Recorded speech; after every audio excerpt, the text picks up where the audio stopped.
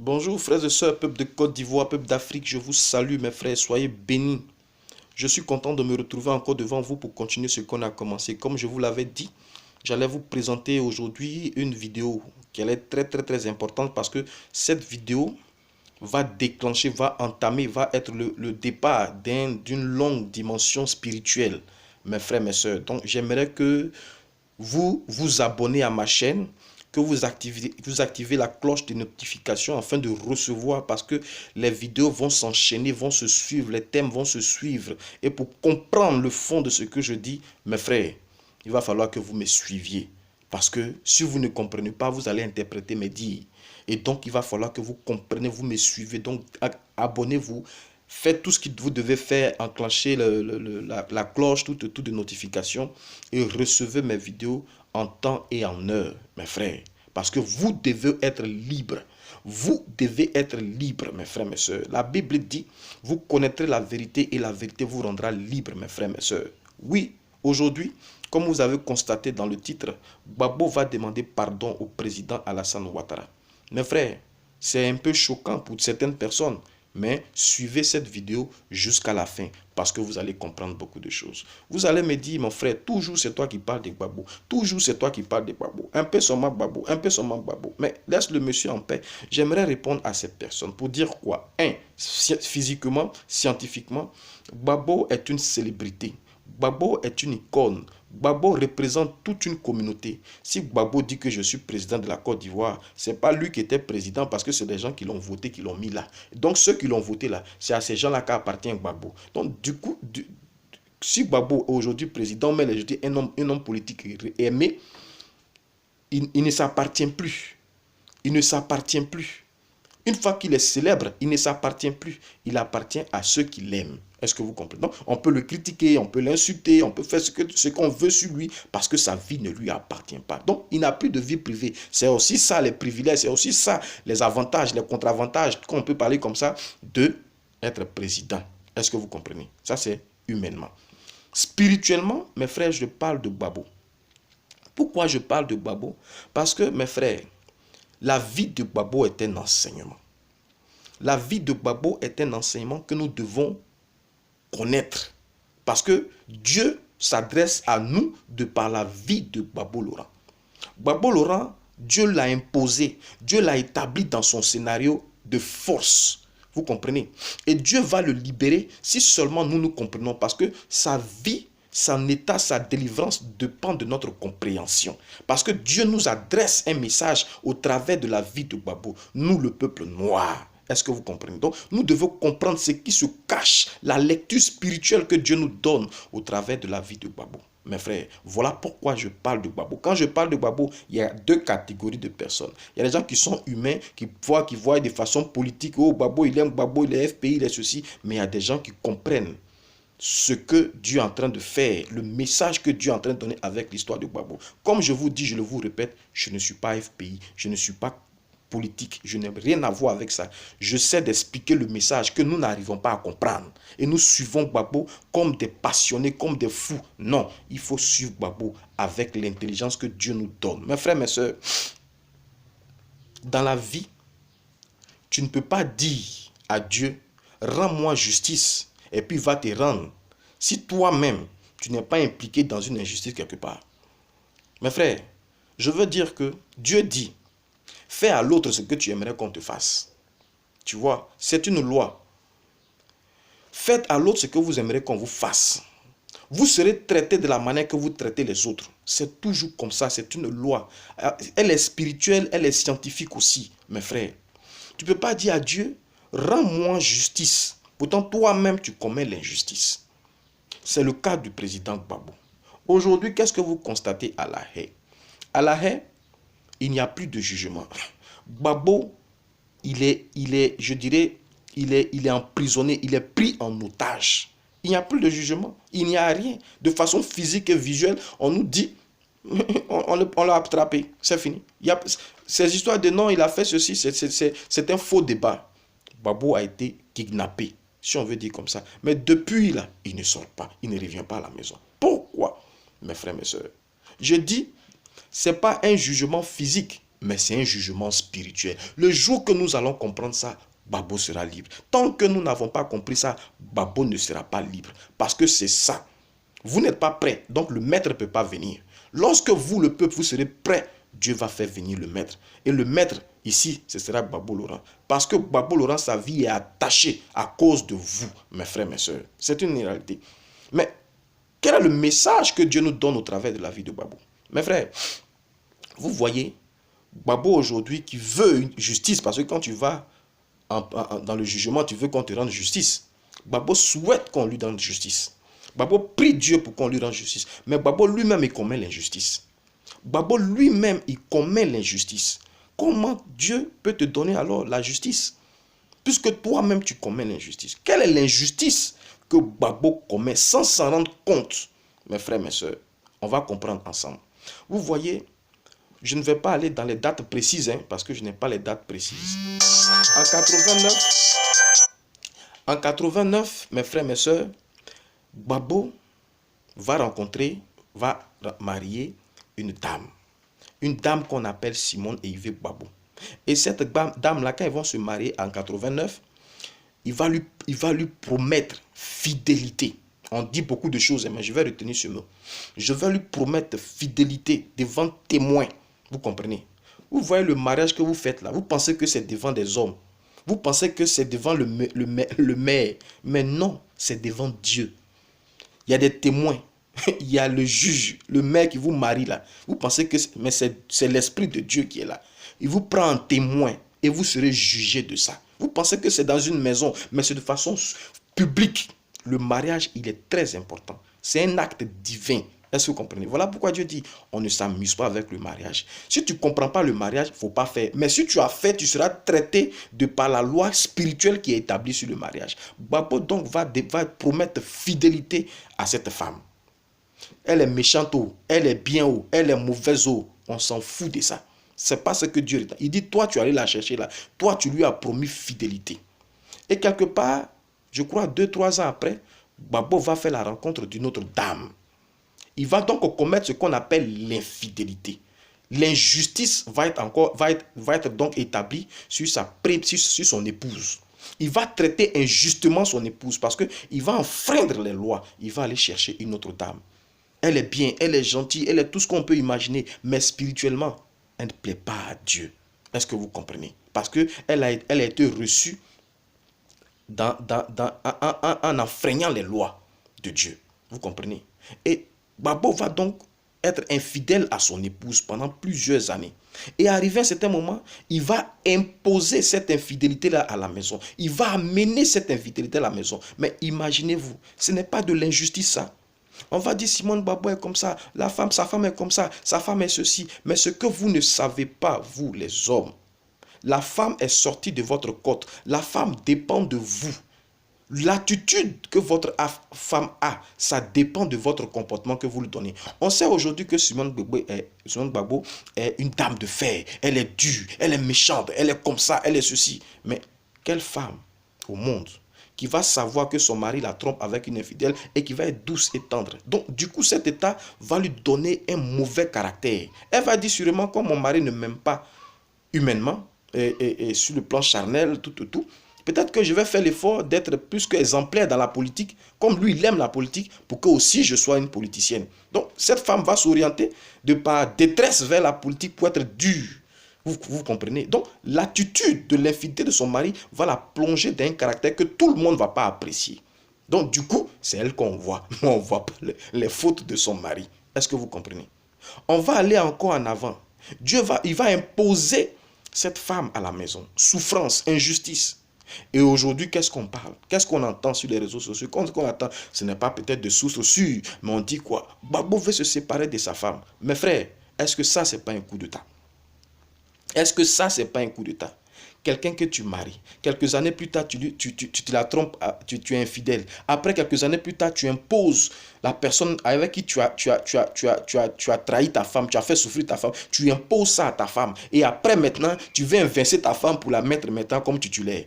Ce n'est pas un coup d'État. Étape selon étape, tu aboutis à ce que tu chasses ta femme et tu prennes ce qui est au dehors. Vous comprenez? Aujourd'hui, Babo, donc, Dieu va le placer dans une dimension où il va crier à lui pour dire, Seigneur, rends-moi justice. Rends-moi justice. Dieu va dire alors, mon frère, n'as-tu pas commis l'injustice?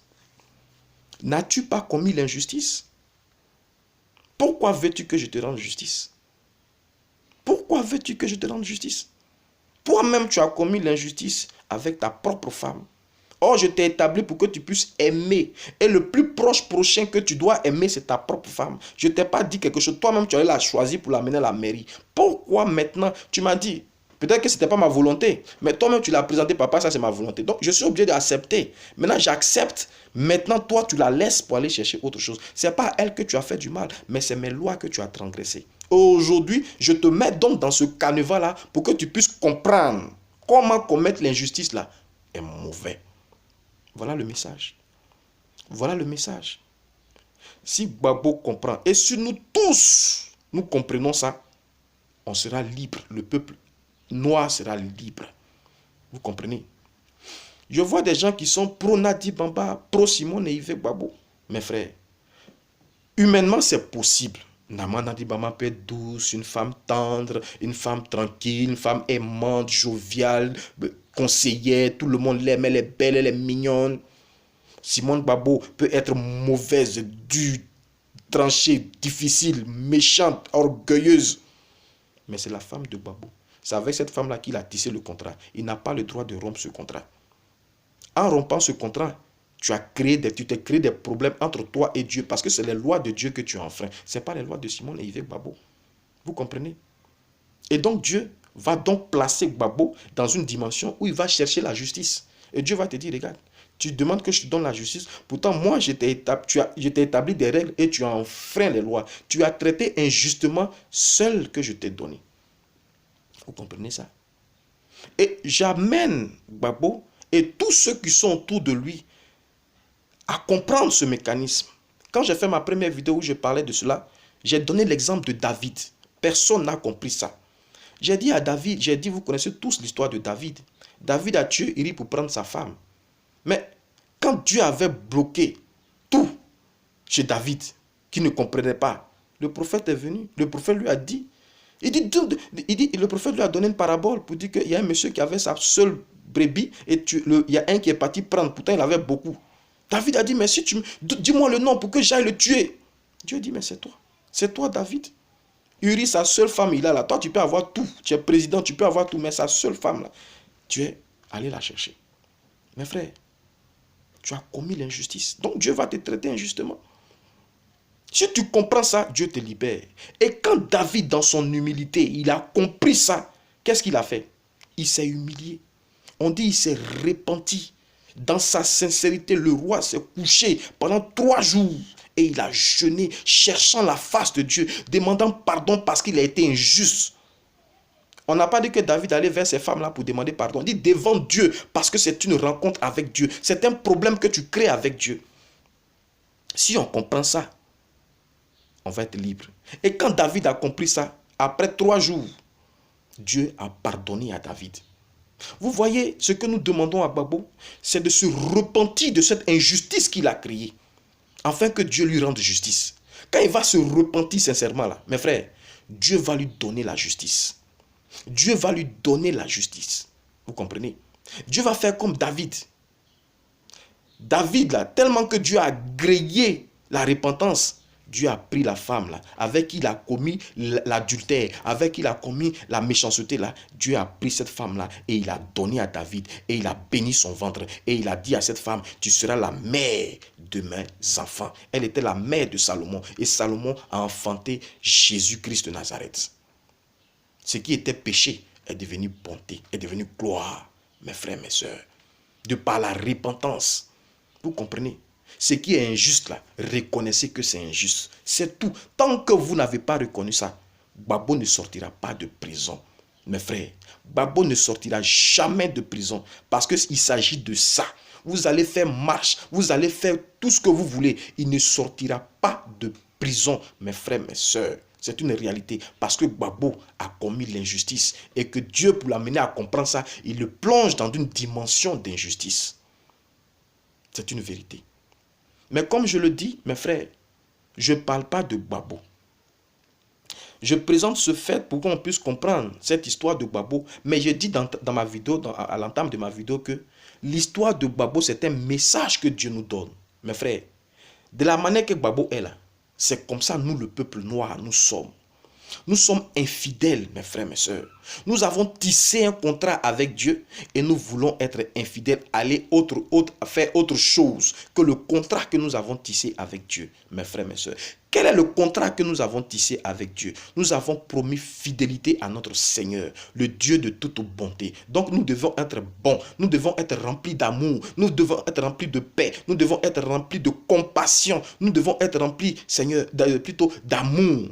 Aimez notre Seigneur, aimez tous ceux que nous voyons, parce que Dieu dit, ceux qui sont devant vous, c'est moi. Aimez-vous les uns les autres. Voilà ce que nous avons tissé avant de venir sur cette terre, mes frères, le peuple noir. Voilà ce que nous avons tissé avec Jésus. Nous devons être aimants, nous devons être remplis d'amour, nous devons ne pas regarder à nos yeux. Même si quelqu'un nous fait du mal, Dieu dit, aime ton ennemi, priez pour vos ennemis. Même si quelqu'un te fait du mal, prie pour lui parce qu'il était envoûté par un mauvais esprit. Au lieu de le fuir, au lieu de chercher à poser d'autres réactions, d'autres comportements, aime-le, apporte-lui la compassion et la compassion va le transformer. Voilà le pacte que nous, le peuple noir, nous avons établi avec Dieu. Mais en venant sur cette terre, nous l'avons enfreint, nous l'avons brisé et nous avons été infidèles. En allant adorer d'autres dieux, des dieux qui nous ont établis dans l'égoïsme, des dieux qui nous ont établis dans la méchanceté, des dieux qui nous ont établis dans l'intérêt personnel, au détriment de l'amour qu'on devait apporter à notre frère, mes frères, mes sœurs. Nous avons été infidèles à notre Dieu. Nous avons été infidèles à notre Dieu, mes frères, mes sœurs. Nous avons cherché à être égoïstes. Nous avons abandonné l'amour de notre prochain. Nous avons abandonné l'amour de notre prochain. Donc Dieu, qu'est-ce qu'il va nous faire? Il va nous mettre dans la prison. Il va nous mettre dans l'esclavage. Il va nous mettre dans la souffrance. Il va nous mettre dans la méchanceté. Il va nous mettre dans le célibat. Il va nous mettre dans la solitude. Il va nous mettre dans la pauvreté. Il va nous mettre dans les maladies. Il va nous mettre dans la faim, dans la soif. Parce que nous avons été infidèles. Mes frères, mes sœurs, nous avons été infidèles, mes frères, mes sœurs, et nous continuons d'être infidèles.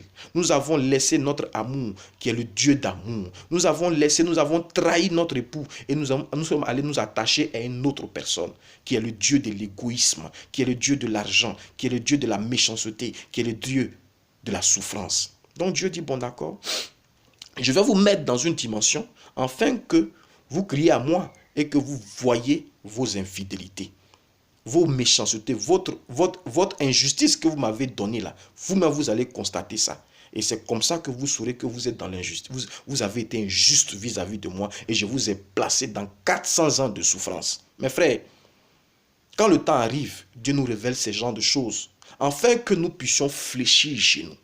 Afin que nous puissions fléchir chez nous et intercéder, demander pardon pour ce peuple-là. De ce que nous avons été infidèles, de ce que nous avons accepté le Dieu de l'Occident, Mammon, l'égoïsme, de ce que nous avons accepté ce Dieu-là. Et ce Dieu-là a fait que nous avons été infidèles à notre Dieu, le Dieu d'amour, mes frères, mes sœurs. Donc Dieu va nous établir dans l'injustice, dans la prison. Vous comprenez? Dieu va nous permettre à ce que des gens puissent nous vendre, puissent nous traiter comme des animaux. Partout où vous passez, mes frères, mes sœurs, on va vous traiter de singe, on va vous traiter d'animal, on va être raciste, mes frères, mes sœurs. On va vous tuer, on va créer la xénophobie, on va vous maltraiter. Aux États-Unis, regardez comment les frères noirs souffrent. Partout dans le monde, en Europe, en Afrique, c'est grave. Parce que nous avons raté notre objectif. Nous avons commis l'infidélité. Nous nous sommes trompés. Nous sommes allés avec l'incirconcis.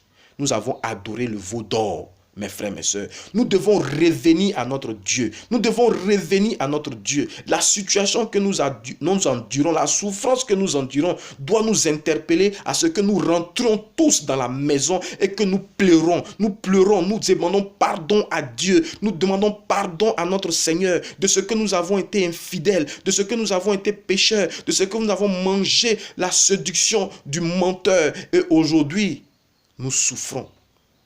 Nous devons sortir. Reconnaissons notre tort. Reconnaissons notre faute. Reconnaissons notre méchanceté. Reconnaissons tout ce que nous avons fait à notre Dieu. Nous ne sommes pas bons. Nous ne nous aimons plus, mes frères, mes sœurs. Tout ce que vous vivez actuellement, vous les chrétiens, vous les musulmans, vous les bouddhistes, africains, vous êtes dans vos communautés, vous n'aimez pas vos frères chrétiens, vous n'aimez pas vos frères musulmans, vous n'aimez pas vos frères bouddhistes. Bien sûr, on vous parle de Dieu, mais vous-même dans vos propres confréries, dans vos propres congrégations, est-ce que vous vous aimez les uns les autres? Ce n'est pas possible. C'est ça le diable. Il nous a divisés afin que nous ne puissions pas intercéder pour le grand peuple. Mes frères, vous priez pour vous-même. Or, il est dangereusement dangereux de prier pour vous-même, mes frères, mes sœurs. Ce n'est pas bon.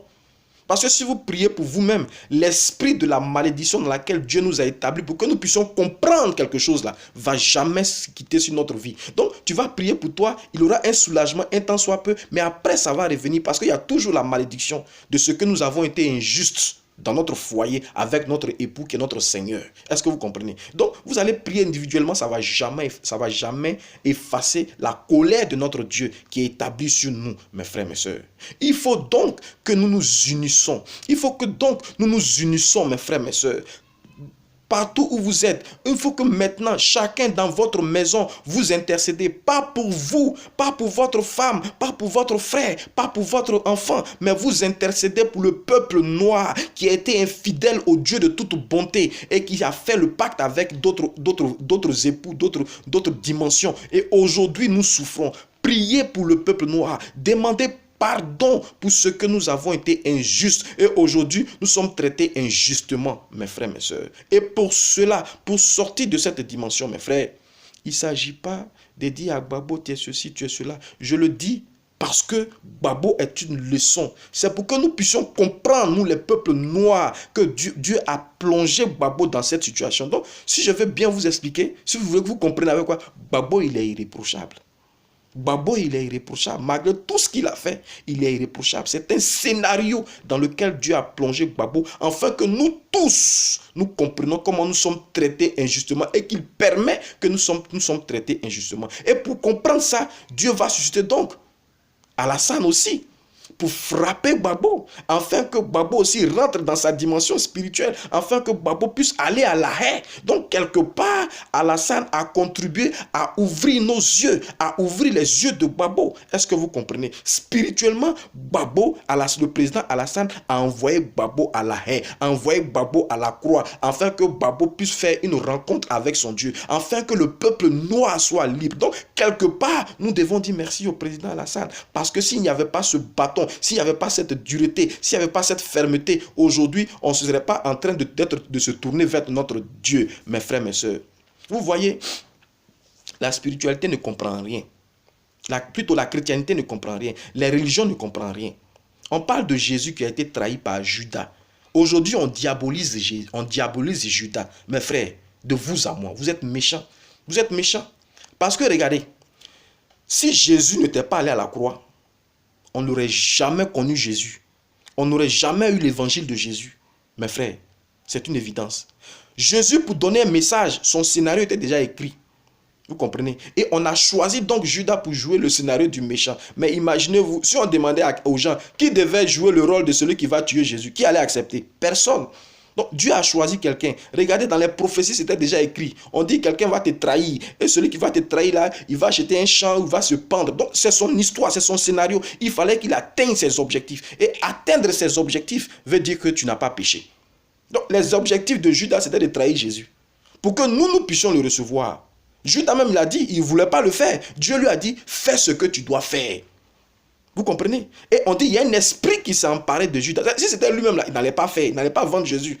Toi-même là, si on te disait d'aller vendre Jésus, tu allais, tu ne veux pas. Mais il fallait que quelque chose t'envahisse pour que tu puisses aller faire la mission pour laquelle tu as été établi. Vous comprenez? Donc il ne s'agit pas d'être bon ou d'être mauvais, mais il s'agit d'obéir à la loi que Dieu te donne. Donc, aujourd'hui, le président Alassane, vous qui ne l'aimez pas, vous qui disiez qu'il est dur, il est ceci, il est dur pour que nous puissions aller à la croix, aller au poteau, mourir au poteau et se retourner à Dieu. Vous comprenez? Pardon Dieu, pardon Dieu. Voilà pourquoi je dis, Gbagbo, quand il va comprendre cela, quand nous les Africains, nous allons comprendre et que nous allons nous réunir pour intercéder, demandons pardon pour le peuple noir que nous sommes de notre injustice, de notre méchanceté, de notre égoïsme. Nous n'avons pas aimé notre frère. Quand nous allons nous retrouver, toutes les confessions, toutes les dimensions réunies, nous allons prier le Dieu de toute bonté, le Dieu qui est rempli d'amour, qui a donné sa vie pour nous. Nous allons le prier à un endroit fixe. Mes frères, pendant une journée, nous allons jeûner. Même s'il y a des animaux vont jeûner pour demander pardon au peuple noir parce que nous n'avons pas compris et aujourd'hui nous souffrons là. Quand nous allons demander pardon comme ça, Dieu va donc ouvrir la porte de Gbagbo. Dieu va ouvrir la porte de Gbagbo parce que Gbagbo a été établi comme ça pour nous parler. Sa vie doit nous parler. Et si nous comprenons, Dieu libère Gbagbo. Et si Gbagbo sort, il va aussi remercier le président Alassane. Il va le remercier, il va le reconnaître. Il va dire merci mon frère. Parce que c'est à cause de toi que nous, le peuple noir, nous avons compris. Alassane a souffert. Dieu lui a imposé un esprit qui va nous amener à nous frapper pour que nous puissions rentrer dans la dimension spirituelle. Donc nous allons remercier le président Alassane. Gbagbo spirituellement va remercier et sera le frère du président Alassane. Et Alassane, Dieu aussi va le libérer et on sera des frères. Gbagbo et Alassane vont s'embrasser et les Ivoiriens vont s'embrasser. Le peuple africain va s'embrasser et va commencer une ère de joie, d'amour et de paix. Mes frères, mes sœurs, voilà pourquoi je vous ai appelé le 12 octobre. Le 12 octobre, mes frères, de cette année 2019, dans un endroit qu'on appelle les portes de l'Afrique, qui n'est rien d'autre que Lakota. Vous voyez cette ville-là, ils ont beaucoup fait de spéculations sur cette ville en Côte d'Ivoire parce qu'on dit non, c'est la ville des sorciers, c'est la ville des mystiques, c'est la ville des ceci. Moi, je ne suis pas sorcier, je ne suis pas mystique, je suis scientifique. Je sais que tous les ondes positives du monde se rejoignent à Lakota. Donc, si nous asseyons à Lakota et que nous parlons, nous adressons, nous lançons des ondes de repentance de toute l'Afrique, ça va atteindre jusqu'en Afrique du Sud. Vous comprenez? Et Dieu va nous délivrer. Mes frères, voilà pourquoi, par révélation, par recherche scientifique, mes frères, cette ville a été choisie. Donc, mes frères, allez-y dans ma vidéo précédente et lisez, vous allez comprendre. Voilà pourquoi je vous ai donné ce message aujourd'hui. Il faut que nous prions. Il faut que nous prions. Il faut que maintenant vous commencez à préparer ce grand jour. Intercéder pour que ce grand jour, nous puissions réunir plus de 3000 personnes dans cette ville afin d'intercéder pour le peuple noir. Demander pardon à notre Dieu afin que notre Dieu nous délivre. Mes frères, voilà ce message que je voulais partager avec vous. Que Dieu vous bénisse et à très prochainement. Ne ratez pas, le vendredi soir, on a un rendez-vous. Et le dimanche, ce sera l'apothéose avec le direct. Soyez bénis.